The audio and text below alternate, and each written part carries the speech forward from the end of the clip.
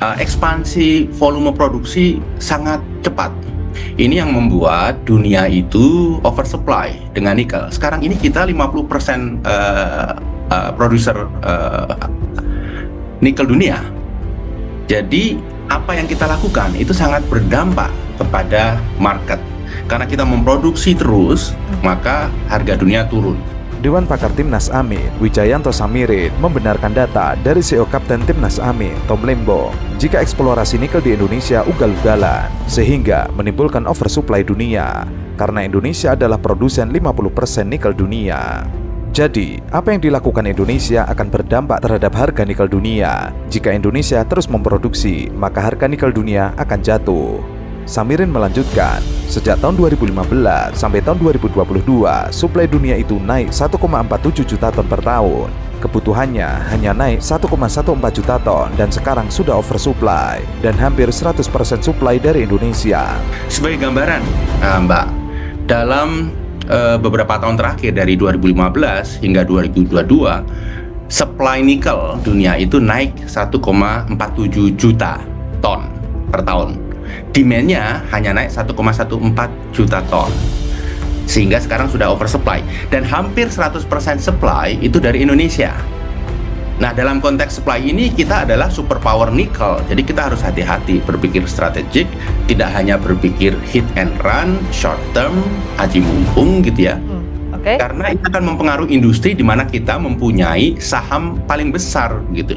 Indonesia adalah superpower nikel dunia, maka harus hati-hati dalam mengeksplorasi nikel, berpikir lebih strategis, tidak hanya berpikir hit and run, short term, aji mumpung, karena itu akan mempengaruhi industri di mana Indonesia memiliki saham besar.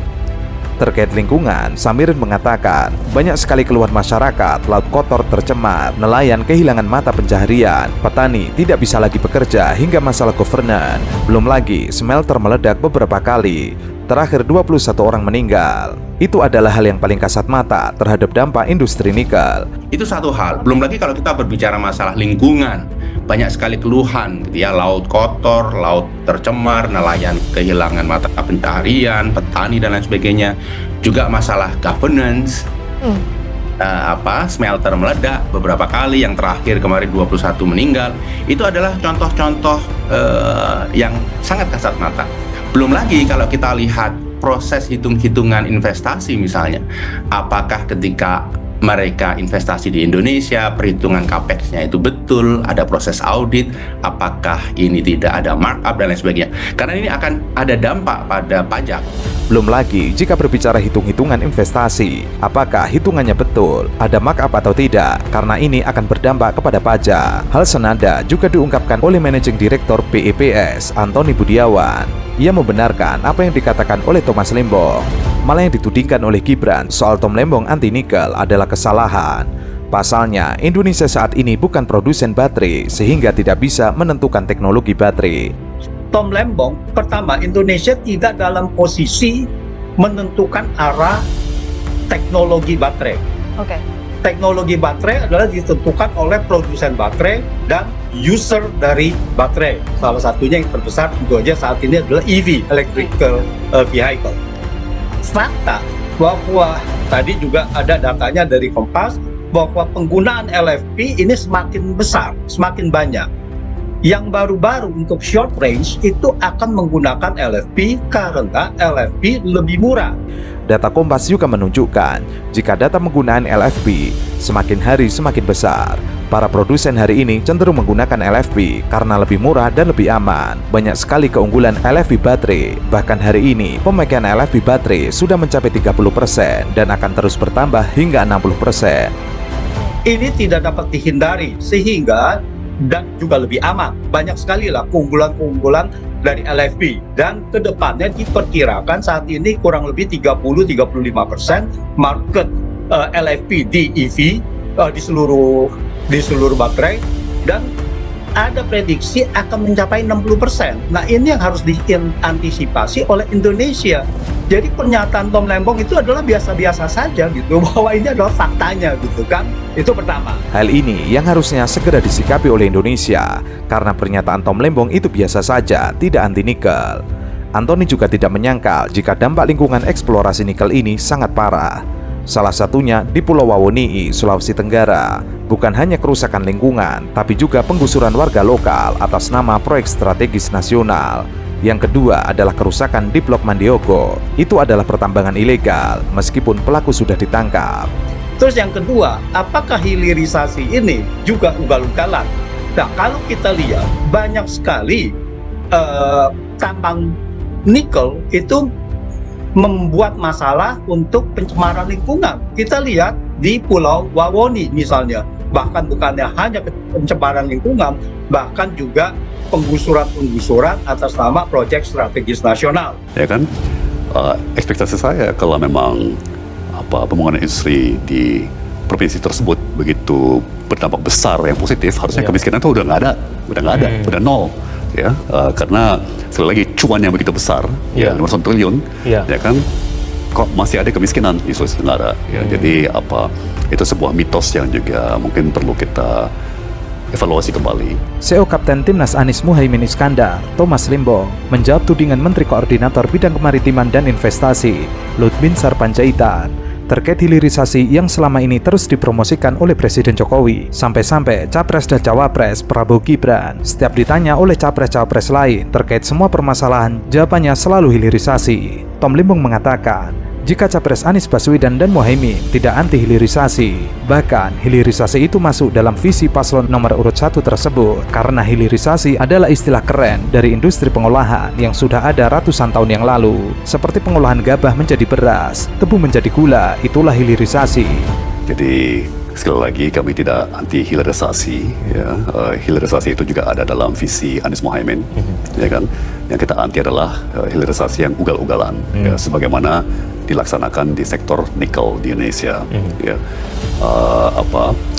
sebenarnya kan hilirisasi ini istilah keren untuk sebuah industri yang sudah ada ratusan tahun, yaitu namanya industri pengolahan. Ya, jadi mengolah gabah menjadi beras itu juga hilirisasi, itu pengolahan. Ya kan, mengolah tebu menjadi gula itu juga pengolahan. Ya, dan itu seperempat daripada ekonomi Surabaya adanya di sektor industri pengolahan. Poinnya, menjual komoditi tidak dengan kondisi mentah. Yang jadi masalah sekarang, hilirisasi nikel dilakukan secara ugal-ugalan. Ia lalu menyinggung video Luhut yang mengkritik dirinya. Apapun itu, jangan mengeksploitasi nikel dengan ugal-ugalan. Bahkan Luhut Binsar Panjaitan tidak menyangkal jika terjadi kerusakan lingkungan besar pada industri nikel tersebut, baik tambang nikel maupun pengolahan nikel. Itu yang menjadi keprihatinan Timnas Anies Baswedan Muhaimin. Pertama, jangan laksanakan apapun juga, termasuk hilirisasi nikel secara ugal-ugalan. Ya. Jadi mungkin kita bisa tayangkan ya, saya mensyukuri bahwa mungkin kita ke slide 2 saja ya. Tapi saya mau mensyukuri bahwa Pak Luhut dalam pernyataannya video 8 menit sekalipun tidak menyangkal masalah pencemaran lingkungan. Ya, yang diakibatkan oleh industri nikel kita, baik tambang nikel maupun pengolahan nikel. Ya. Ia juga mengapresiasi Muhaimin Iskandar yang menanggapi tantangan dan undangan Luhut untuk datang ke Morowali melihat kerusakan lingkungan, bahkan bisa rekreasi renang di laut yang warnanya coklat karena kerusakan lingkungan yang begitu parah. Atau mungkin bisa langsung bertemu dengan masyarakat setempat, bertanya mengenai kerusakan lingkungan hingga bentrokan sosial dengan tenaga kerja asing di sana.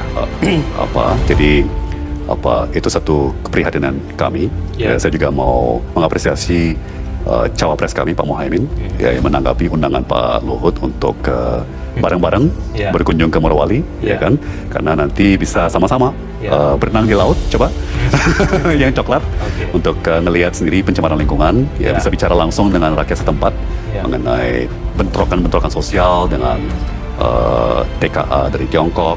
Ia juga berterima kasih kepada Luhut karena diberi data angka yang menurutnya menambah rekomennya bahwa hilirisasi ini sebenarnya tidak memberikan dampak positif terhadap masyarakat sekitar. Argumen Luhut mengatakan bahwa hilirisasi ini berdampak kepada pengentasan kemiskinan Sulawesi Tengah. Luhut mengungkapkan angka kemiskinan di Morowali, Sulawesi Tengah turun dari 14% ke 12%. Ia lalu menyanggah, masalahnya data tingkat kemiskinan di Sulawesi Tenggara jauh dari rata-rata tingkat kemiskinan nasional.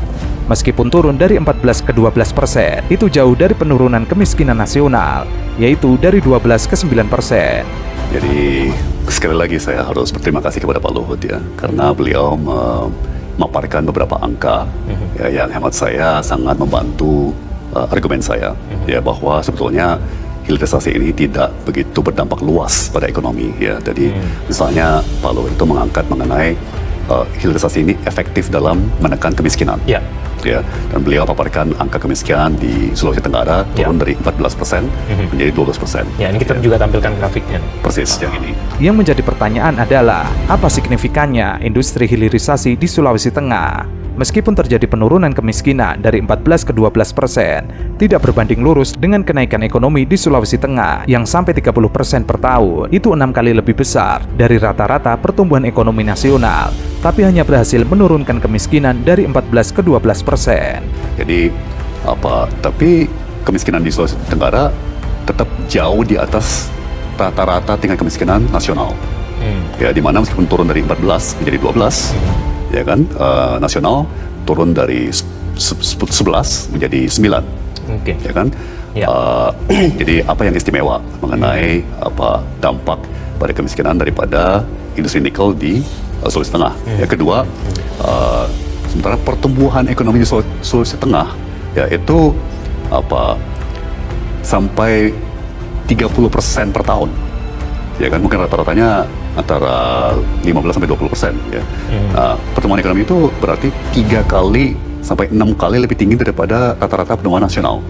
Tapi hanya berhasil menurunkan kemiskinan dari 14 menjadi 12%. Tom lalu memberikan konklusi, jika dikatakan pertumbuhan industri nikel berdampak besar kepada daerah dan masyarakat setempat, harusnya kemiskinan itu sudah tidak ada. Artinya angkanya 0, karena uang yang begitu besar hingga ratusan triliun di Morowali, Sulawesi Tengah. Jadi paparan Luhut itu hanya mitos belaka. Ya kan, ekspektasi saya kalau memang pembangunan industri di provinsi tersebut begitu berdampak besar yang positif, harusnya kemiskinan itu udah nggak ada, udah 0.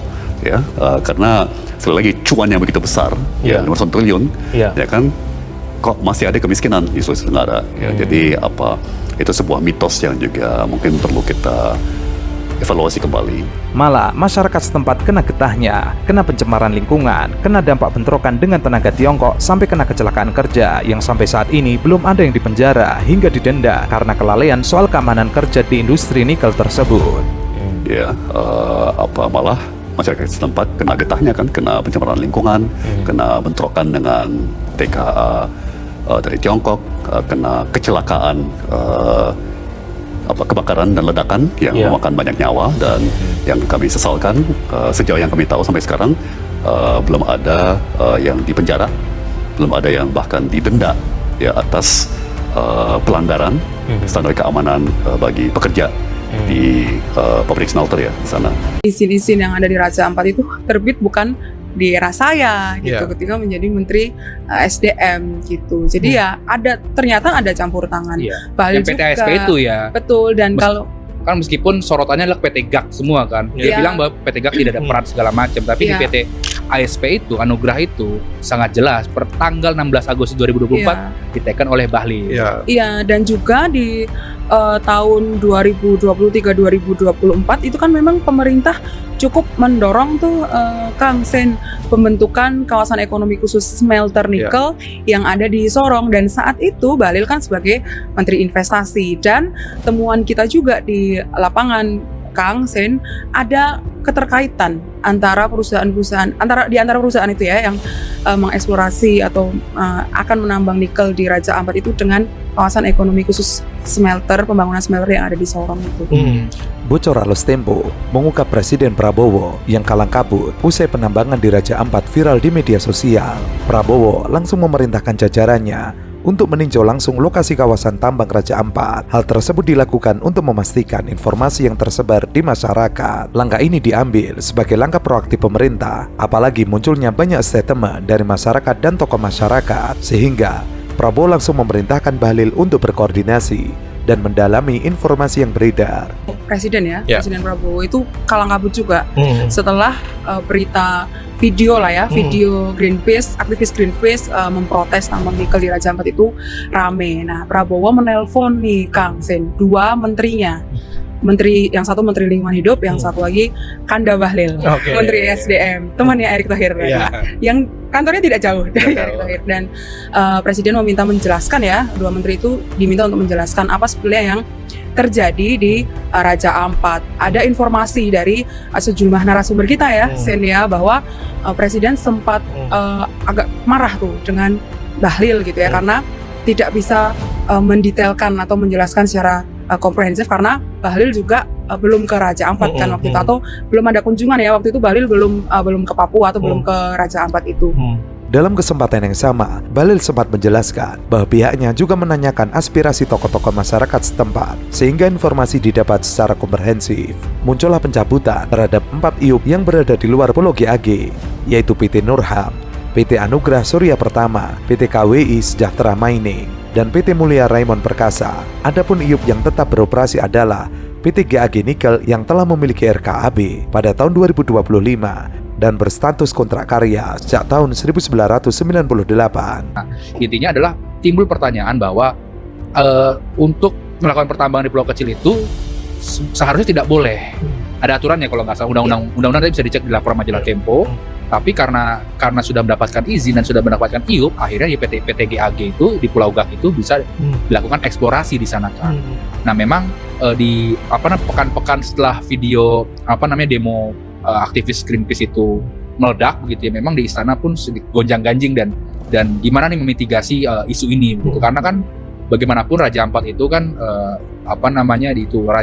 diistilahkan sebagai The Last Paradise gitu kan, surga terakhir di dunia begitu ya. Dan juga banyak juga terumbu karang, hewan-hewan yang sangat indah di sana. Selain itu, bocor halus Tempo juga mengungkapkan siapa dalang yang memberikan izin IUP terhadap PT GAG Nikel dan juga PT-PT yang lain. Itu sebetulnya keputusan tadi kan Cica sudah spill juga ya. Keputusan itu diambil di hari Senin sore yang atas itu yang teman-teman kita juga mengutus Hendrik ya, wartawan Tempo ke Hambalang dan sama sekali tidak mendapatkan keterangan resmi ketika itu karena tidak ada sesi doorstop dan pintu depan gerbang rumahnya Prabowo dijaga ketat pas pampres begitu ya. Tapi keterangan resminya di hari Selasa di istana yang disampaikan oleh Bahlil dan Mensesnek Prasetyo begitu ya. Kenapa 4 perusahaan itu dicabut? Karena 4 perusahaan itu bukan punya BUMN begitu kan secara gampangnya, dan juga dari 4 itu kan ada juga satu perusahaan yang belum ada RKAB-nya. Tapi dia sudah mulai melakukan pertambangan ataupun bisa dibilang tambang ilegal. Nah, karena ada temuan-temuan itu dan itu juga dipaparkan oleh Menteri Hanif, Menteri Lingkungan Hidup, akhirnya 4 perusahaan itu dicabutlah izinnya oleh Bahlil kan, oleh pemerintah. Lalu timbul nih pertanyaan, kenapa PT GAG itu nggak dicabut? Yang pertama, PT GAG ini kan punya BUMN ya, anak perusahaannya BUMN atau sahamnya dikuasai oleh PT Antam begitu. Lalu yang kedua, ini sudah menghasilkan kan, harga nikel itu kan cukup bagus dan kita ketemu dan mewawancarai pejabat di Antam ya, soal kenapa sih perusahaan kalian ini izinnya nggak dicabut.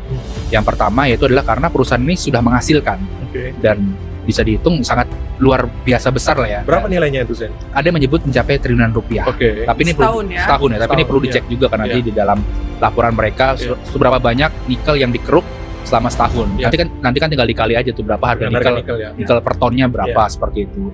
Karena itu ya akhirnya ini kan karena menghasilkan ya buat apa ditutup. Lalu yang kedua, karena PT GAG ini sudah memenuhi semua syarat dari izin, terus RKAB dan seterusnya begitu ya.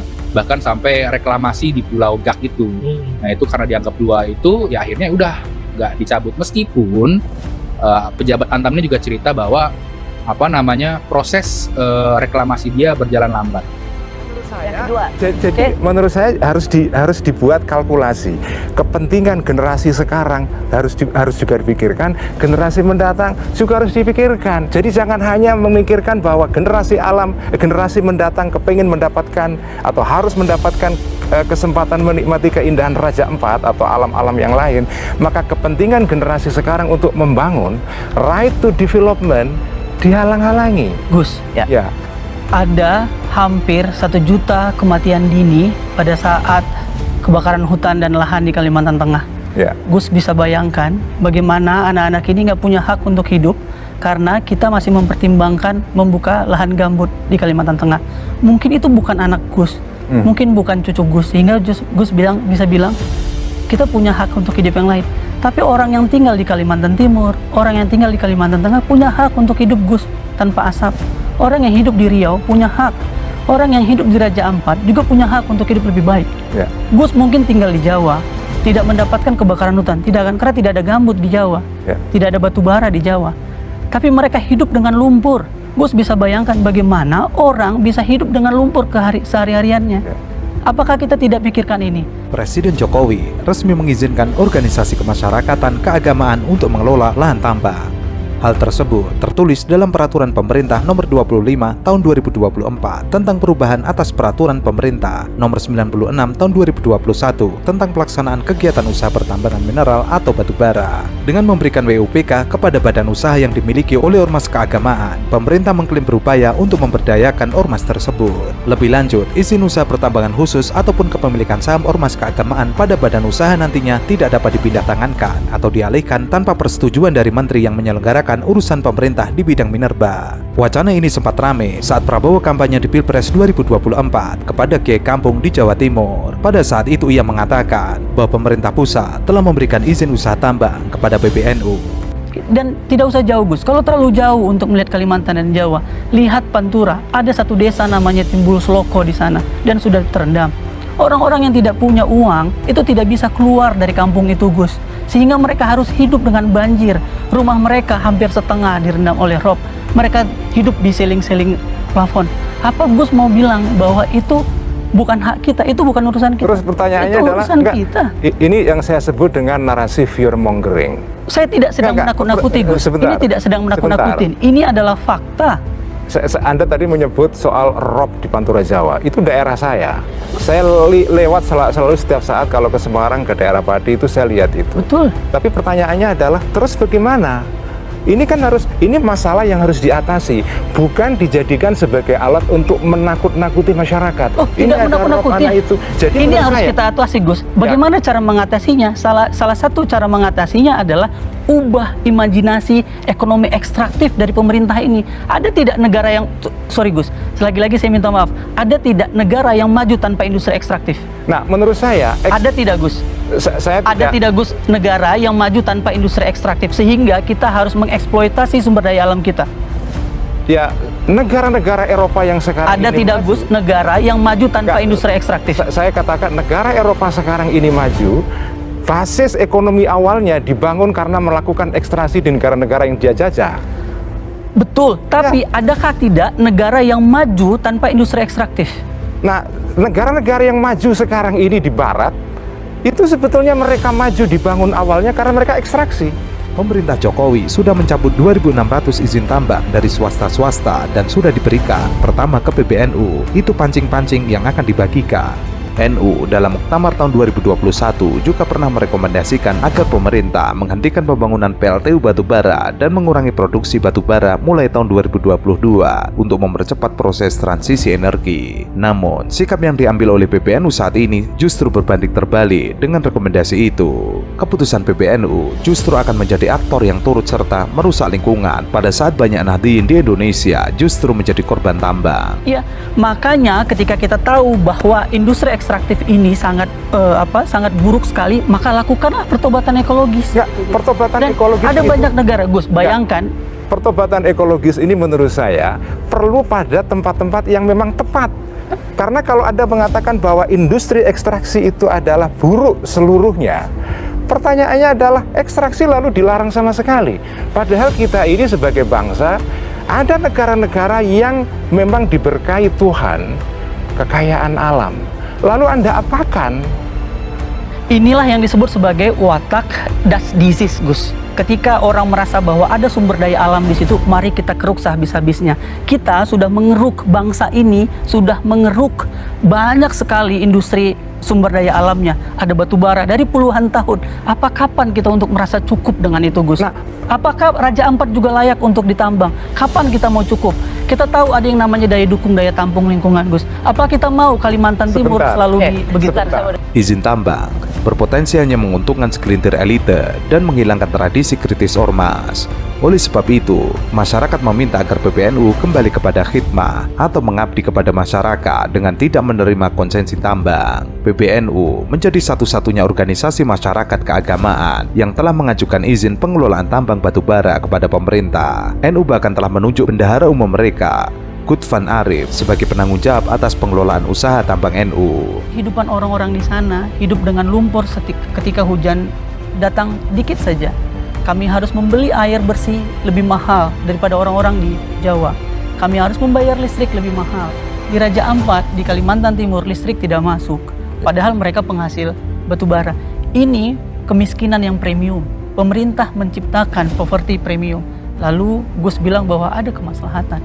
Artinya begini, bagaimana kita bisa mengorbankan orang-orang yang tinggal di lingkar tambang hanya atas nama bahwa ini ada keuntungan untuk bangsa. Jauh daripada itu, Greenpeace sudah melakukan satu riset bahwa kalau kita beralih dari industri ekstraktif, GDP kita dalam 10 tahun memungkinkan untuk naik hampir 2 kali lipatnya. Dan kalau singkatnya buat Anda no mining. No mining dalam konteks ini karena tidak ada kemaslahatannya sedikit pun. Kalau kemudian kita katakan bahwa ini ada keuntungannya bagi pemerintah, kesejahteraan, kemakmuran, ada dalam satu teori ekonomi namanya natural resources, kutukan sumber daya alam. Imajinasi kita selalu berpikir bahwa ketika ada sumber daya alam itu harus diekstraksi. Istilahnya Dutch disease. Itu adalah sifat yang sangat kolonial sekali karena tidak punya imajinasi industri hijau yang jauh lebih baik buat bumi dan jauh baik untuk manusia.